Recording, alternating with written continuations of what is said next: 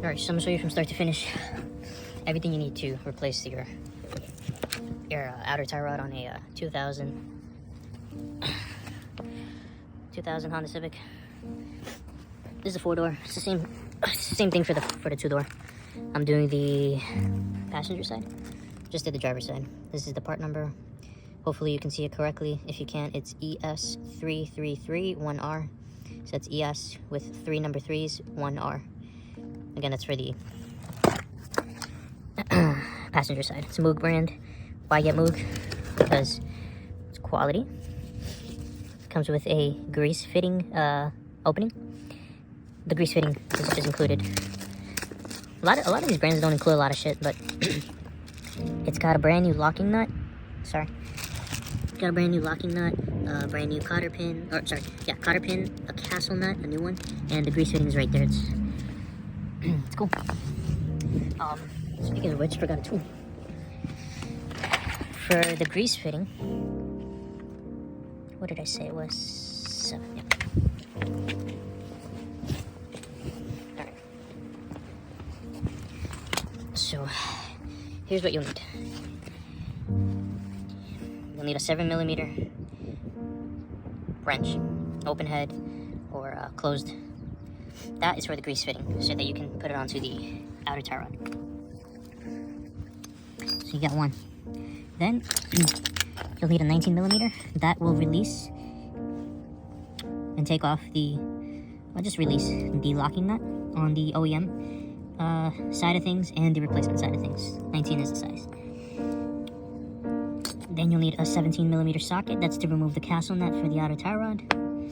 You'll need, I don't know what kind of pliers these are, but any standard pliers really will work. This is to remove the cotter pin. Grab the old one, you grab it nice and tight with these sharp ends, and you yank it out. I think you can use any pliers really. I'm doing coilover height adjustment, so you don't need this.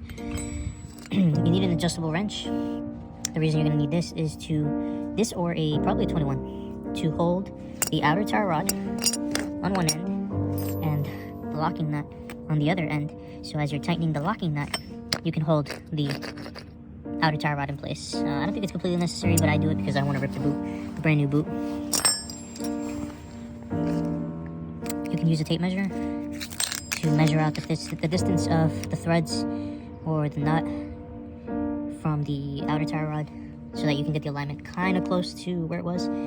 This is not going to beat the lasers that the alignment shops have, so please, the only reason you're going to do this is to get by until you can get an alignment, which should be sooner rather than later. I have an impact gun, makes my life easier. You don't need this. I have it. You don't need this. This, you don't need it as well, but I'm going to be heating up the locking nut for the outer tie rod. I'm going to heat it up, and I'm going to heat up the castle nut so that my life is a little easier. A hammer. We may or may not use it to hit the end of the ball joint, the threaded end of the ball joint from underneath, to pop it out. Some people use a ball joint separator. I don't have one of those. I don't really like that. It's very violent when it does do what it has to do. A mallet to convince the the locking nut to release. Depending on, I think because of the angle here, yeah, I should have space to use this. Yeah. WD-40, of course.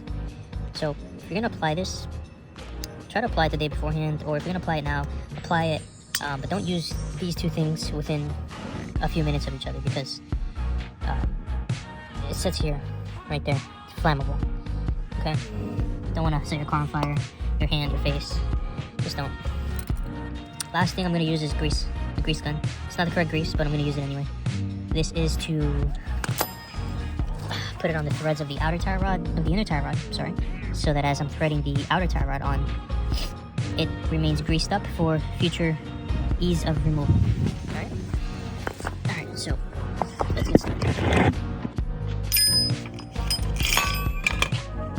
If you're wondering about the center caps, these are from a CRV. I don't know what year. I bought them yesterday on Craigslist. I'm sorry, Facebook. I had this car, well, not this exact one, but the same model and everything, 4-door, you know, the whole jazz. I bought it about, I want to say maybe whatever, it doesn't matter. I had it a lot of many years ago. I had Steely's, so I had practically the same look as I have right now. And I had these similar style center caps, except they were all, the whole thing was chrome. It wasn't with a black accent or black background. And they fit within the bore, the center bore of the rim. So when I saw these on Marketplace at $30, I was like, oh yeah, I want that look again, because I don't know, it looks kind of nice to me. And anyway, talking too much, but this is from CRV, and it's sitting on the outer edge of the center board. So, you know, you can make it work. That's, and it's held on really, really tight, so it's not going anywhere. It's definitely not going anywhere. Alright, let's resume. I like to worry about this, because all these bang ups and cuts and a bunch of scarring from stupid stuff like nuts deciding to suddenly break on you or break loose when you're not expecting it to, because you think, hey, you've got to give up, and so your awareness goes down for a split second and the thing breaks loose.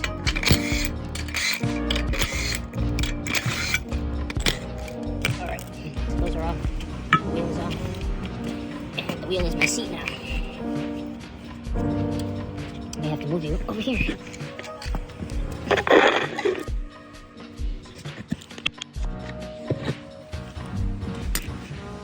Alright.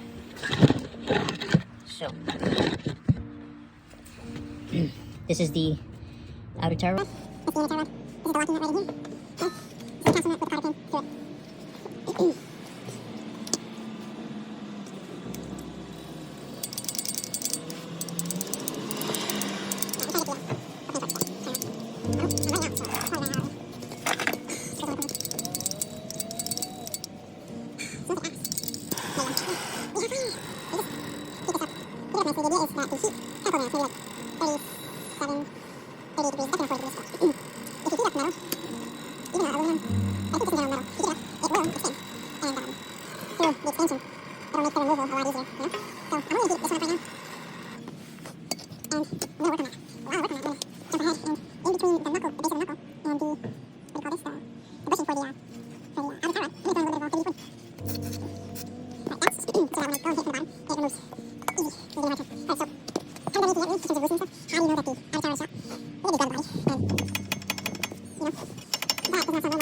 castle nut with the cotter pin to it.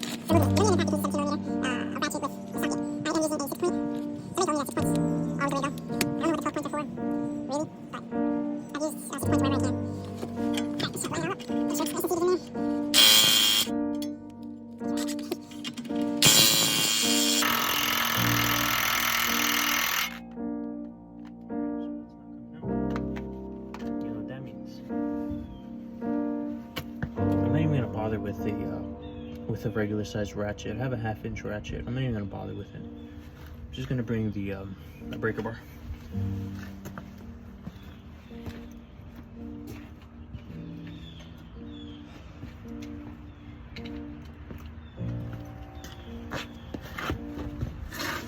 There's a big boy. It's probably a 3-footer. All right, set your breaker bar. Let's see, we want to loosen this, we want to throw this. Okay, so set it as close to your fender or the passenger door, as close to that as you can get it. And you're going to be pulling the breaker bar or the ratchet towards the front of the vehicle or towards the rotor. Okay, I don't want that to happen.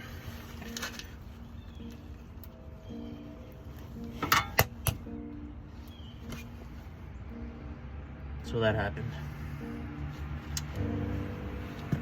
Was that a result of the heat? No. It's kind of good that this happened though.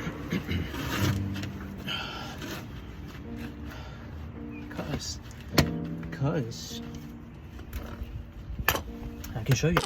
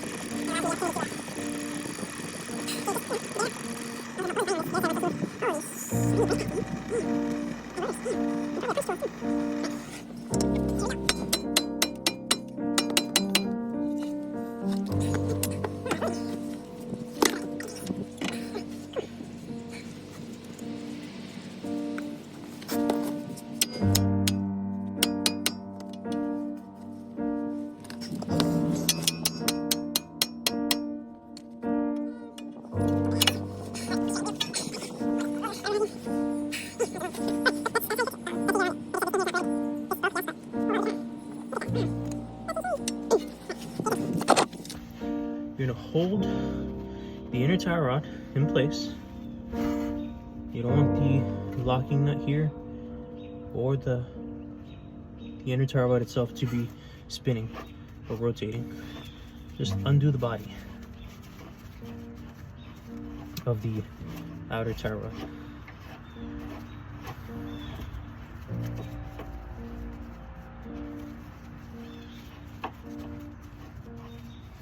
I need to do my inner tie rod as well, so it just really confirmed right now. The boot is broken.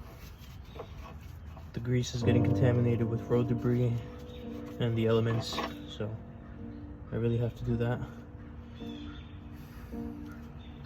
Okay. Piece of shit.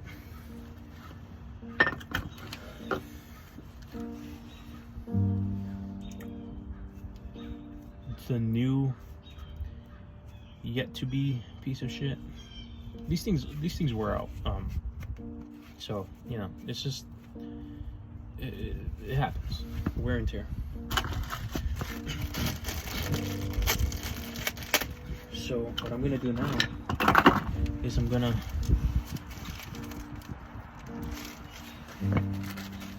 show you what I'm gonna use, what I'm not gonna use. Comes comes with a brand new locking nut for the tie rod, the outer tie rod. It's about double the thickness of the original. I'm not gonna replace it. I don't want to mess with the alignment all that much. The only reason I'd replace it is if that was rounded off, maybe, or damaged in the process. But it looks perfectly fine. It doesn't look rust welded into the inner tie rod, so I'm not even gonna bother. I'm gonna save it though, but I'm not gonna bother replacing it right now. Cotter pin, brand new. Castle nut, brand new. And grease fitting, brand new. Remember, 7mm hex wrench. You're gonna put it into the top part of the top portion where the ball joint's gonna be. You're gonna put it into there. You're gonna thread it in. It is threaded, so you're gonna thread it.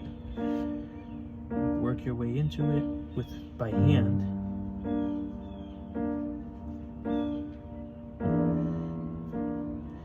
You're only gonna get like 2 or 3 turns before it just becomes impossible to do it with your hands. So on the driver's side, when I did that, then I went to the wrench. It almost felt as if I was cross-threading it. Be careful, make sure you're not cross-threading it. Last thing you want is for this to snap off, and then you have all the grease from within the ball joint has an access port or exit port, pretty much. So you know you're gonna diminish the lifespan of this immensely. Grab your 7mm, put it over the grease fitting, and tighten. Righty-tighty. It's gonna feel weird. It's gonna feel again like you're cross-threading it, but rest assured it's not being cross-threaded. You wanna. Okay, I'll show you where I'm at right now. You see, there's still some space between the hex nut portion and the head of this, the very top plate. You're gonna want to get it snug to the base of it.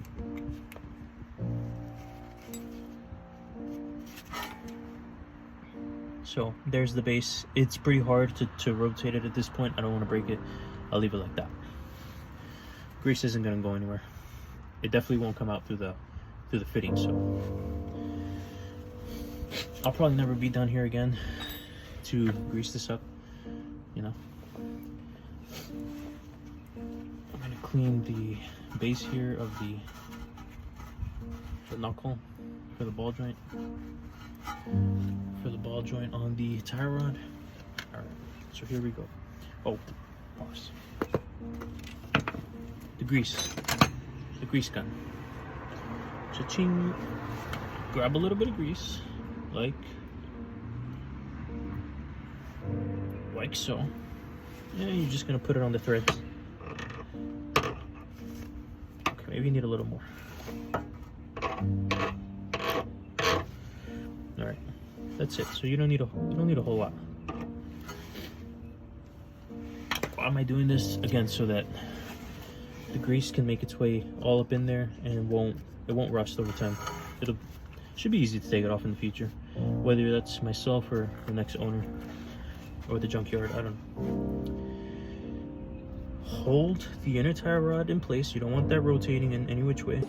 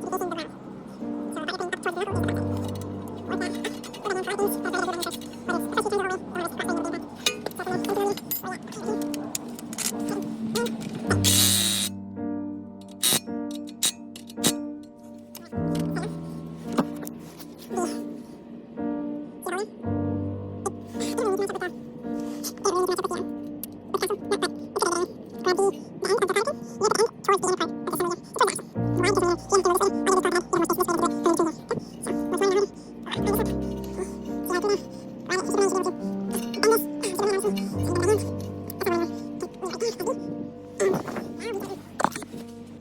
locking nut up here.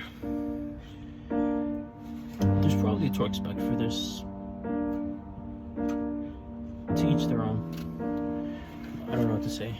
I don't have a torque wrench right now, so I'm not gonna bother worrying about the torque. Okay, adjustable. Here's where the adjustable comes in.